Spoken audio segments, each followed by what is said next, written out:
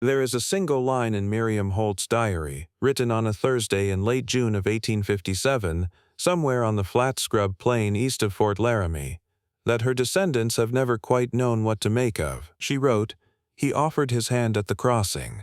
I did not take it. I wonder now how many times he will offer before he stops." That was all. No explanation, no name. She left the page there and moved on to the next day's entry, which described the temperature, the condition of her oxen, and the fact that her son Henry had finally stopped coughing. But if you read the diary from the beginning, all 47 pages of it, written in pencil on paper so thin you can nearly see through it, you begin to understand what she was really saying. Not just about the man at the crossing, about everything she had decided about herself before she ever left Ohio. Miriam Holt was 34 years old in the spring of 1857. She had buried a husband 2 years prior, fever, February, gone in 12 days, and she had spent those 2 years doing the arithmetic of her situation with the kind of precision that grief tends to produce. The farm was mortgaged. The mortgage could not be paid. Her husband's brother had land in the Willamette Valley. 200 acres he could not work alone, and he had written to say that if she could get herself and Henry to Oregon, the land would be divided and she would have her peace. A home. Not borrowed. Not inherited. Hers. She had done the arithmetic on that too. 2,170 miles. Roughly 5 months of walking if everything went as it should. The cost of joining a wagon train. The cost of a wagon, 2 oxen, supplies enough to last. She had sold everything that could be sold, the furniture, the winter curtains, the extra plow, and she had come up with almost exactly enough. Almost. She had borrowed the last $40 from her sister Agnes, who had pressed the money into her hand at the Missouri River crossing in early May and said, "Don't you dare apologize for this," and Miriam had nodded and not apologized, and spent the next 3 weeks waking at night thinking about those $40 as if they were a stone she had agreed to carry the whole way to Oregon. That was Miriam's particular affliction. Not fear of the trail, not fear of the mountains or the river crossings or the cholera that moved through wagon trains like smoke through a cracked window. Those things frightened her, of course. Any sane woman was frightened by them. What frightened Miriam Holt more than any of that was the possibility that she would need help and someone would have to give it. She had been told, at various points in her life, that she was proud. Her mother had said it gently, meaning it as a warning. Her husband had said it with something like admiration. Her sister Agnes had said it the way you say something about a person you love and cannot change. And Miriam did not disagree with any of them exactly. She only felt that proud was the wrong word for what it actually was. She had been a burden once. She did not intend to be one again. She had been 17 when her father's illness took the family's savings and then the farm, and she had watched her mother divide herself into pieces, moving in with one sister, then another, apologizing at every threshold, always careful to take up as little space as possible. And Miriam had decided then, at 17, sitting on the steps of a house that was no longer theirs, that she would spend the rest of her life making certain she never put that look on anyone's face. The look that was not quite resentment and not quite obligation, but was the particular exhaustion of a person who would never say you are too much, but sometimes thought it in the dark. She would not be that for anyone. So she drove her own wagon. She repaired her own harness when it cracked at the second river crossing on the 16th of May, while the rest of the train waited, and she did not ask for help, though it took her nearly an hour and her hands bled a little at the end. She managed Henry and the oxen and the daily decisions about water and rest and pace, and she did it without complaint and without assistance, and she felt, those first 6 weeks on the trail, something very close to peace. And then she met Caleb Marsh. He was camped 2 wagons ahead of her in the train organized by Captain Aldous Webb out of Independence, Missouri, a train of 23 wagons that left on the 4th of May and would be reduced to 19 by the time it reached Fort Hall in late August, for reasons that do not need to be stated here. Caleb Marsh was 41 years old, a farmer from Indiana with a 12-year-old daughter named Clara, and he was the kind of man who was easy to overlook until you needed something, at which point you found that he had already noticed the problem and was quietly working on a solution. He had been a widower for 3 years. He did not talk about it much. Clara talked about her mother sometimes, in the particular way children do when they are still learning which memories are safe to handle and which ones still cut, carefully, and then all at once, and then carefully again. Miriam had not been looking for company. She had not been looking for a great deal of anything except forward motion. But on the 28th of May, when the oxen of the Harmon family 3 wagons back broke through the crust of an alkali flat, and one of them had to be put down, and the train stopped for 2 hours while the situation was sorted, Caleb Marsh had walked back along the line of wagons to check on each one, the way a man does when stopping costs something and he wants to make certain the cost is not wasted. He had reached Miriam's wagon and looked at the harness she had repaired and said, with no particular expression, "That's a good splice, better than I'd have done." Miriam had looked at him for a moment, and then said, "It held, at least." He had nodded and moved on, and that was the whole of their first conversation. But he had noticed the harness, and she had noticed that he noticed. The trail east of Fort Laramie, in the summer of 1857, was not the worst it had ever been, and not the best. The Platte River Valley section, some 400 miles of it, was flat enough to travel quickly but brutal in other ways. The river water was silty and often undrinkable without boiling. The afternoon heat in late May and June could reach temperatures that made the air above the ground shimmer and shift like something alive. The dust was constant, fine as flour, and it found its way into everything. The food, the water barrels, the corners of your eyes, the folds of whatever you wore. Miriam's diary entries from this stretch are practical, brief, almost businesslike.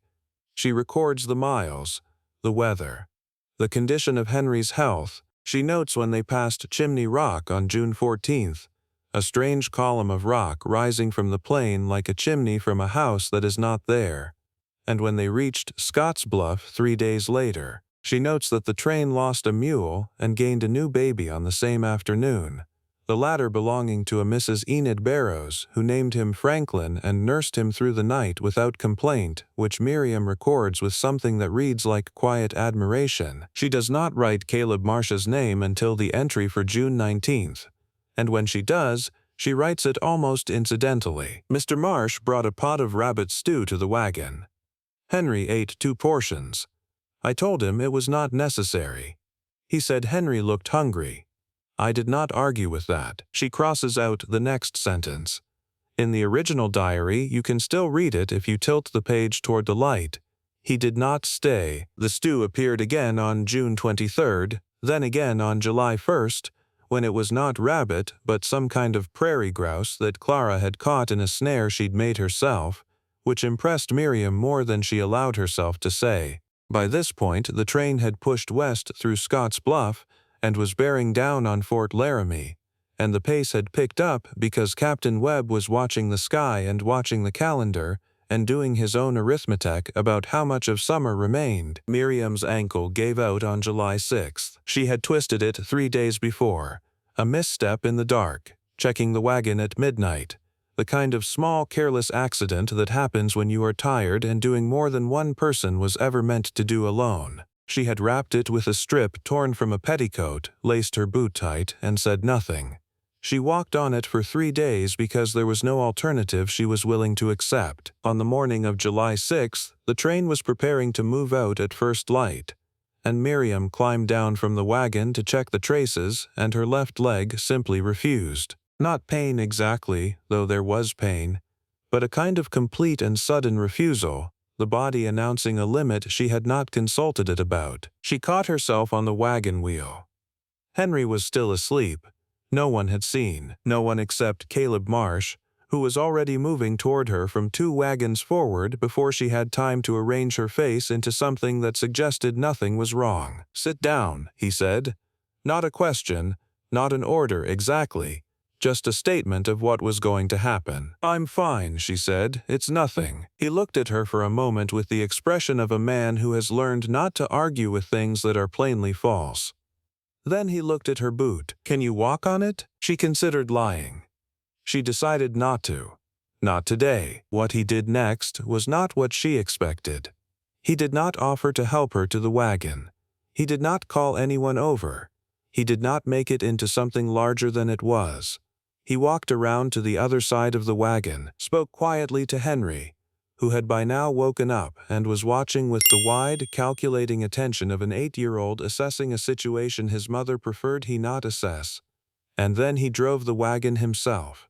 For the full 12 miles they made that day, while Miriam sat in the wagon bed with her foot wrapped in a wet compress made from a cloth she didn't ask the source of. She tried once to tell him it was not his responsibility. He said, "I know." She tried again, 2 miles later, to say that she was capable of managing her own affairs. He said, "I don't doubt it." And then nothing more was said on the subject, and they made 12 miles, and that evening Henry told her solemnly that Mr. Marsh had let him hold the reins for a quarter mile, and that he thought Mr.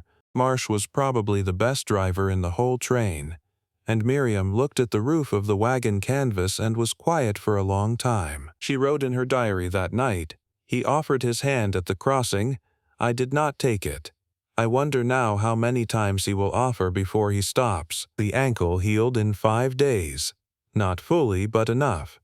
She was walking again by July 11th, though with a slight care that would last another 2 weeks. During those 5 days, Caleb drove the wagon each morning without being asked and without any discussion. Clara rode beside him sometimes and taught Henry card games Miriam was not entirely sure she approved of but did not stop. In the evenings, Caleb built the fire for both camps without arranging it as a gift or a favor, just a thing that needed doing that he happened to be doing, and Miriam found, to her own irritation, that she could not find a way to object to it that didn't sound foolish. It was Clara who broke through first, the way children sometimes do, without strategy, without mercy. She came to sit beside Miriam on the evening of July 13th, while the men of the train were gathered around Captain Webb's wagon discussing water sources ahead, and Clara sat down in the particular way she had of occupying space as if she'd always been there. "Papa says you drove all the way from Ohio by yourself," she said. "With Henry," Miriam said, "but Henry's 8. He was very helpful." Clara considered this. "Papa says most women wouldn't have made it to the Missouri River alone." A pause. He didn't say it like it was bad. He said it like he meant it. Miriam did not answer for a moment. The fire was low. The prairie dark was coming in from all sides, vast and indifferent, and the sound of the other campfires and voices was oddly comforting against it. "Your father is kind," she finally said. "He's lonely," Clara said, with the directness of a child who has observed something for 3 years and is tired of no one mentioning it. Then she stood up and went to her own fire, and left Miriam sitting with that. Fort Laramie, reached on July 18th, was the first real stopping point. A place where you could rest the animals, repair what had broken, resupply if you had money left, and write letters home if you still had someone to write them to. Captain Webb gave them 2 full days, which felt like a luxury after 74 days of trail. Miriam wrote a long letter to Agnes and mailed it with the fort's eastbound rider, and she sat for a while afterward thinking about what she had written and what she had left out. She had not mentioned Caleb Marsh. She did not examine too carefully why. What she knew was this: she had started this journey with a very clear idea of what she was allowed to need. She was allowed to need land and safety and a future for Henry. She was not allowed to need company, or warmth, or someone who would drive her wagon for 5 days without making her feel she had failed at something. She was not allowed to need someone to offer his hand at a river crossing. She did not know what to do with a man who offered it anyway, and did not seem bothered by whether she took it. She found him that evening at the edge of the fort's trading post, looking at a bolt of fabric in the pale gold color that was apparently one of the few things the fort currently had in good supply. He looked slightly baffled by it, which was the most unguarded expression she had seen on him in 7 weeks. "Clara's birthday," he said, when she appeared beside him. She said once she wanted a yellow dress. Miriam looked at the fabric. "That's more of a mustard," she said. She probably meant something lighter. He accepted this without defensiveness.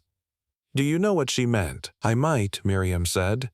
And she looked through what the trading post had, and found a pale primrose cotton tucked behind 3 bolts of brown wool, and held it up, and he said, "Yes, that's it," with the relief of a man who has been trying to solve a problem for some time, and is grateful to find someone who can simply solve it. They walked back through the fort together. The evening was cooler than it had been in weeks, the high Wyoming altitude doing what July in Indiana never managed, and the stars were coming out in a wash that still surprised her every night. She had not grown up under a sky this large. "You've been driving your wagon since Ohio," he said. It wasn't quite a question. "Since Kansas City," she said. "We came from Ohio by train. You and Henry alone." "Yes." He was quiet for a moment. "I don't say that to make a point of it. I say it because it means something. It means I had no one else," she said, and there was more edge in it than she intended. He did not flinch from it. "That's one way to read it," he said. "I read it as meaning you are the sort of woman who finds a way." She did not know what to say to that. She said nothing, and they walked the rest of the way in silence, and she was not sure if it was a comfortable silence or a charged one, only that it did not feel empty. The next morning, before the train pulled out of Fort Laramie, Caleb Marsh knocked on the side of her wagon and waited until she appeared. "Miriam," he said. He had not called her by her given name before. "I want to ask you something, and I'd like you to hear the whole of it before you decide." She waited. From here to South Pass is another 150 miles, and the terrain gets harder. Past that, through Fort Bridger and into Idaho, harder still. "I think you know that." He paused. "What I'm proposing is not that you can't manage it. I'm not proposing that at all. What I'm proposing is that two wagons traveling close have twice the eyes and twice the hands when something goes wrong, and things will go wrong. I'm asking you to travel beside me. Not behind, beside." Another pause. "That's the whole of it." Miriam looked at him for a long moment. "I will not be a burden to you," she said. "I know that," he said. "I'm not asking you to be." Then, very simply, "I am nobody's burden either. I'm asking you to walk beside me." She did not answer him immediately. She turned and looked at Henry, who was pretending to check the wheel but was very obviously listening, and then she looked back at Caleb, and what she saw was not pity and not obligation and not the particular exhaustion of a man who felt he owed her something. What she saw was a man who was also tired of carrying things alone, and was extending that tiredness toward her honestly, without dressing it up as charity. "All right," she said. That was all. All right. The miles after Fort Laramie were the hardest of the journey. The road to South Pass climbed through land that grew drier and stranger with every day. The Sweetwater River Valley, where the water was sweet enough to be startling after weeks of alkali taste, and then the long ascending plain toward the Continental Divide. The elevation made the nights cold even in July, and Miriam began keeping Henry close at night, both of them under every blanket she had brought. She and Caleb drove their wagons abreast when the trail allowed, and side by side they saw the same things, which is different from seeing things alone in ways that are hard to articulate. When a hawk circled high above the Sweetwater on a Tuesday morning, and Clara pointed it out and all four of them watched it together without speaking, that was something different from watching alone. When Henry found an arrowhead in the dust at the base of a rock formation and held it up with the gravity of a boy who understands he has found something old, and Caleb told him something about the Shoshone people who had traveled this land for generations before any wagon wheel ever turned on it, that conversation had a different texture than the silence would have had. South Pass came on the 7th of August, mile 947 of the trail, the highest point of the crossing at 7,400 feet, the place where the continent divides and the water runs west instead of east. Captain Webb made everyone stop at the monument stone and let the moment be what it was. Some of the men took off their hats. One of the women from a Missouri family sat down on the ground and wept, though she laughed at herself afterward. Miriam did not weep.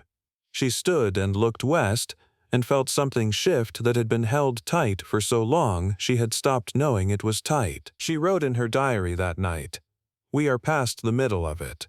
Everything from here runs toward Oregon." She did not write what Caleb said when they stood at the pass together, which was simply, "You did well today." And she did not write what she said back, which was, "So did you." But those two sentences, said quietly at the top of the continent while the wind came through the pass cold and constant and indifferent to all of them, those were the whole of what needed saying. The second half of the trail was not easier. It was never easier. The Snake River Plain in Idaho was 150 miles of volcanic rock and sand that was hard on hooves and harder on wheels, and the dust was different there, darker, finer, almost black, and it coated everything with a quality that was less like dirt and more like ash. The Snake River crossings were genuinely dangerous, the current fast and deep and cold even in August, and at the crossing near Fort Boise on the 2nd of September, one of the rear wagons in the train lost a wheel in the river, and 2 trunks went downstream and were not recovered. Miriam did not hesitate at that crossing. She drove straight through, eyes forward, and Caleb rode beside her on horseback with his hand near her lead ox's head in case it shied, and they came out the other side with everything they had started with. She breathed once, hard, and kept moving. The Blue Mountains of Oregon arrived in mid-September, steep and forested and smelling of pine in a way that made the women of the train close their eyes when they entered the tree line, because it smelled like Ohio, or Indiana, or wherever home had been. The wagons had to be lowered down the steeper descents with ropes, the men straining against the weight of them, and there were 3 days in those mountains that Miriam would later say were the hardest of her life. The grade, the cold that came at night without warning, the constant vigilance required of every person in the train, every hour. Henry got sick in the Blue Mountains, not dangerously sick, a cold that went to his chest, a cough that sounded worse than it was, but sick enough that Miriam lay awake listening to his breathing for 3 nights in a row, and on the 2nd of those nights Caleb sat up with her. He did not say much. He had brought coffee, and he handed her some, and they sat outside the wagon in the dark listening to the wind in the pine trees and the sound of Henry coughing occasionally and then stopping. "He'll be all right," Caleb said, at some point in the 2nd hour. "I know," Miriam said. He looked at her. "Do you believe that?" A pause. "Not yet," she said, "but I know it." He nodded and did not say anything else. He stayed until the sky began to lighten in the east, and then he went back to his own wagon and let her sleep for 2 hours before the train moved out. Henry was better by the time they came down out of the Blue Mountains onto the Columbia Plateau. The cough lingered, but the fever had not come, and by the 3rd week of September he was running ahead of the wagon again, which was the surest sign she knew. They reached the Dalles on September 28, 1857, 137 days after leaving Independence, Missouri. The Columbia River wide and cold and gray in front of them, and Oregon just across the water. The last stretch to Oregon City was by river, a raft or a barge down the Columbia through the Cascade Locks, into the Willamette Valley. Miriam booked passage for herself and Henry and left the wagon with a man in the Dalles who gave her a fair price for it, which was not the price she had hoped for, but was enough. Caleb brought his wagon to the same man and took the same price for the same reason. They stood on the riverbank in the October light, pale and cold and particular to the Pacific Northwest in autumn, and Clara stood beside Henry, and both of them were watching the river with the focus of children who have been traveling for 5 months and are almost at the end of something and can feel it. "Your brother-in-law's land," Caleb said. "How far from Oregon City?" 8 miles south, Miriam said. "He wrote that he'd meet me at the landing, and mine is 12 miles east." He paused. "I've never seen it.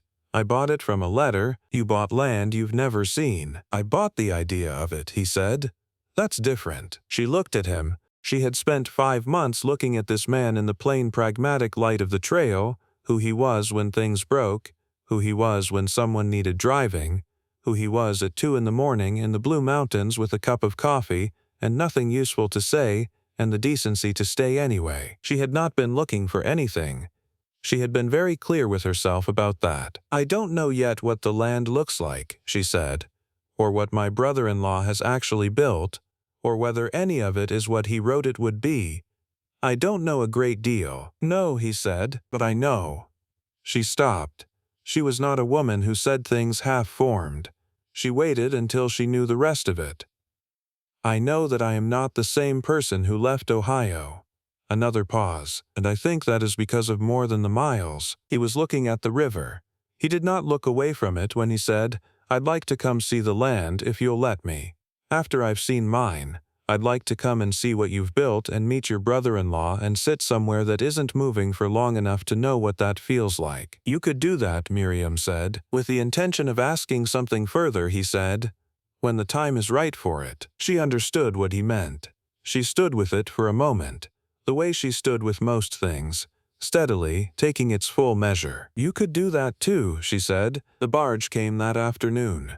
They loaded onto it with Clara and Henry and what remained of what they had carried 2,000 miles, and the Columbia River carried them west through the last of Oregon toward the Willamette Valley and the city at the end of the trail and whatever came next. Henry fell asleep against Miriam's shoulder in the late afternoon, the way he had done since he was an infant, his weight settling into her side with the absolute trust of a child who has never once had reason to doubt the person carrying him. She sat very still so as not to wake him, and watched the banks of the Columbia moving past, the firs dark and enormous, the water the color of pewter, the gray October sky holding its light longer than she expected. Caleb sat beside her, not touching her, not speaking, just present the way he had learned to be, and the way she had, slowly, without meaning to, over 5 months and 2,000 miles, learned to allow. Miriam Holt had left Ohio with a piece of borrowed money,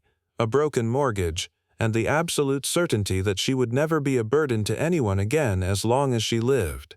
She had built that certainty into something close to a wall, and she had walked behind it for 2 years, and she had intended to walk behind it all the way to Oregon if she had to. She had walked 2,000 miles.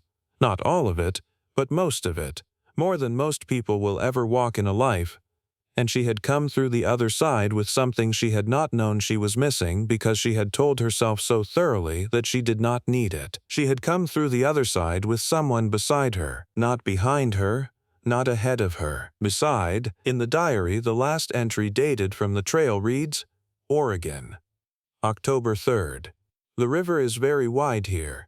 Henry is asleep, I am not afraid. And then, in what appears to be a different hand, added later, perhaps years later, the pencil marks darker and more certain, these words, I was never afraid of the trail. I was afraid of needing. I think I had confused them.